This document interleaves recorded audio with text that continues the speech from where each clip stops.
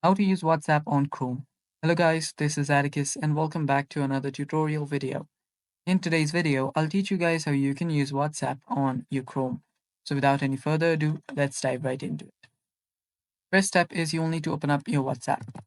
Head over to web.whatsapp.com and log in into your account. So logging in is a lot easier. So all you have to do is scan a QR code and bam, you're logged in. So after you're logged in into your account, you will see your chats like you do on your mobile phone.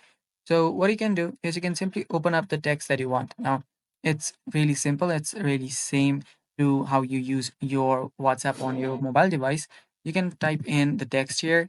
You can just keep on sending text. You can tap on this plus icon so to send documents, photos, videos, and whatnot. You can even create polls from your desktop. And also there are stickers like and emojis, GIFs, and stuff like that. You can also send a voice message from this icon right here. And also, there are options for your video call and audio call. So, yeah, for that, you will actually need to use the app. You cannot do it from the web version, and the app is free as well. And there are settings as well for your groups and text right here. So, let's just search for a text. So, there we can see the group. You can create groups from here.